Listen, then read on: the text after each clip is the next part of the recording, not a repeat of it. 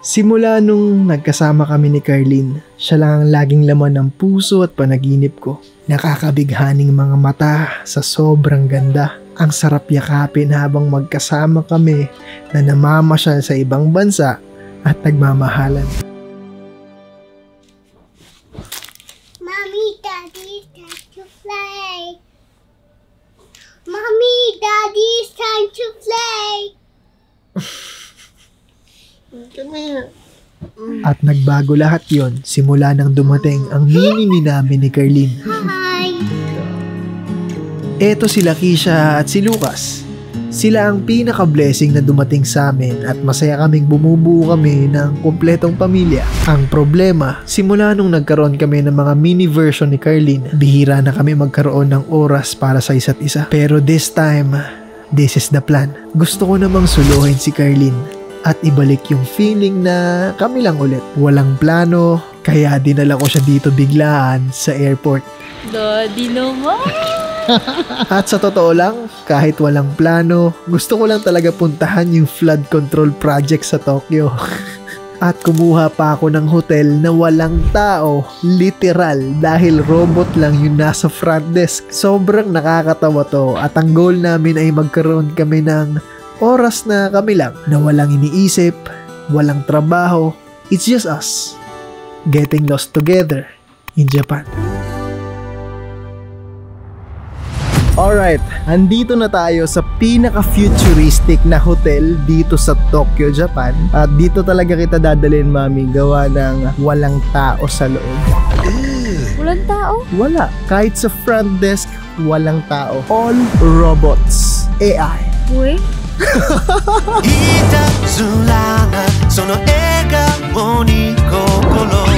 Alam ko nagulat din kayo dahil ako sobrang nagulat dahil sa Pilipinas, wala po nito. Kaya ito ang pinili kong pag-check-inan. Baka naman mahal dito. Medyo mahal nga, hindi ko na pa-approve sa'yo, Mami. Kaya dito ako napili mag-check-in para masolo kita. Ay, papi! Walang tao sa front desk, Mami. AI lang. Grabe tong hotel na to. Oras na para pasukin to, Mami. Dahil ako, sobrang impressed din ako. Okay. Let me see. Okay, here we go.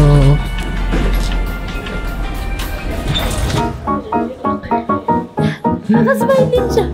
Silang dalawa yung human robot na mag-accommodate sa atin dito sa Tokyo, Japan. Sa hotel natin ngayon. Grabe, nakakabaliw. Hello! Hey! Hi, sabi na hi. At sa sobrang kakaiba, ayun, tingnan nyo naman. Sobrang daming mga gustong mag-check-in. Mga foreigners yung mga yan. Crazy. Hi! Wow! Hi! ChatGPT, how are you? Hello! Ohayo! Ay, konnichiwa na. Konnichiwa. Konnichiwa. Hello, mami. Tumingin dyan sa amin. Hello. Self-service pala, oh. Oo. So, magbabayad ka ng parang accommodation tax. Ah, dyan. Oo, may bills dito, may coins doon. So, dito ka magbabayad? Oo, nagbayad na ako ng coins. 200. Wow! Magbabayad ka sa machine lang din, no? Oh, tas eto na, binigyan niya na tayo ng Keycard yan sa room? card. Thank you sa keycard. Humanoid. Yun na. Check-in na tayo. Yes, room 403. Pwede ka pa maglaba. Oh, so grabe. Totoo Ano, washing machine? Ito lang yung pinunta namin sa Japan. Pwede maglaba dito sa hotel na to. May ice machine pa. Oh, mami, mamaya. Lalabang ko brief ko, ah. May igit, eh. Bye. At ganito ang pakiramdam mag-check-in sa Guinness World Record holder na hotel. Go! Excited na ako. Uy, parang maliit lang to na. Let's see. Wait!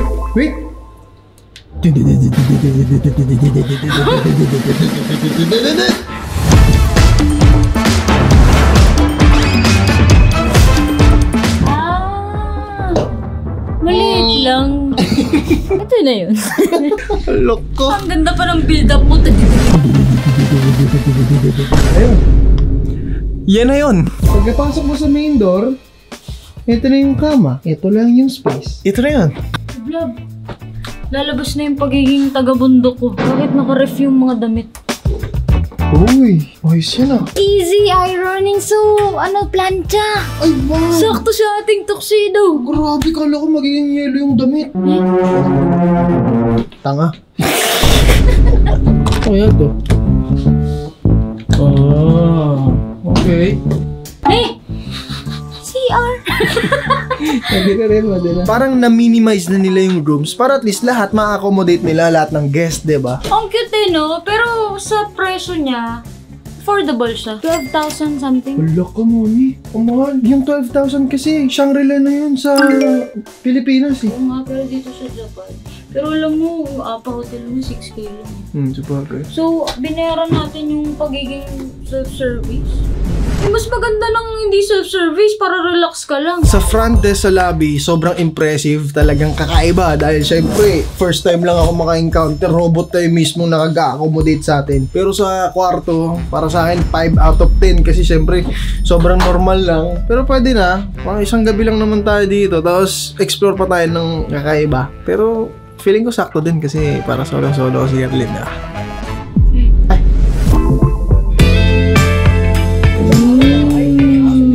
Lunchtime. Take muna tayo. Thank you, Lord, for the food. Itadakimasu.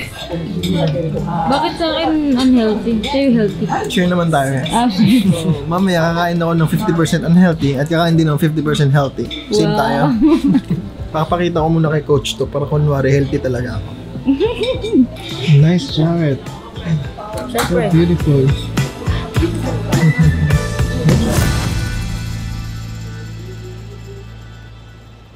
Woo, Tokyo!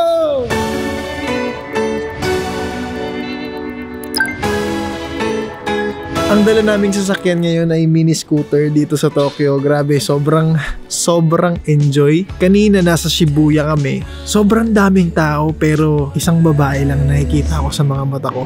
Ayan oh. Yeah! Ang tamis naman, no? Galing talaga. Tapos, syempre, nag-photoshoot na rin kami. Nag-hire kami ng photographer. Kumuha si Carly ng Japanese photographer. Ang ganda ng mga kuha. Ayan.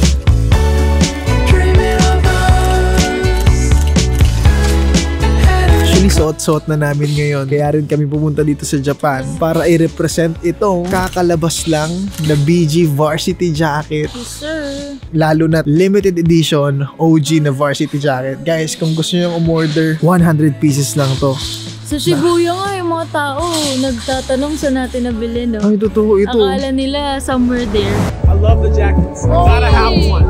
I gotta have one. Yung foreigner nagtanong siya. So, sabi namin made in the Philippines to. Ayan oh. Sakto malamig na mami, di ba? Kaya ang ganda lang ng outfit natin. Ano ngayon eh? 17, 18 degrees dito. Saktong lamig lang, no? Grabe. Tayo lang nandito sa streets ng Japan.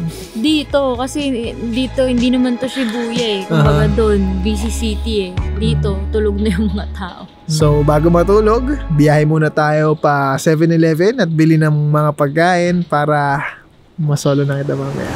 Another one.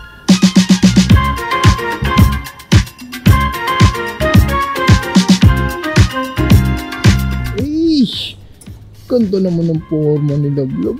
Rider ka pala dito. Pwede ka na maging Grab rider. Scooter.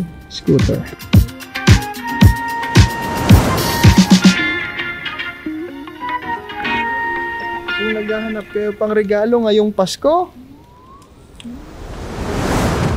available na ang BG Varsity Jacket.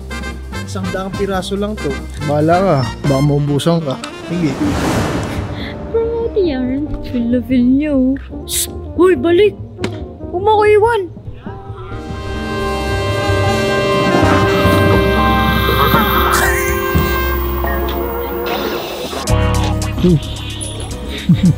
Alright. What do you want, mommy? Get anything you want.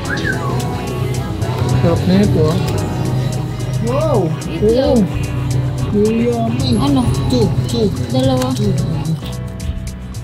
Today I woke up feeling pretty good and feeling like I should go out on a run. Don't know where, I don't care. Put my headphones on and played my favorite song and drifted off to not here to play. Ano, Daddy? Ano? Saan tayo pupunta? Shibuya?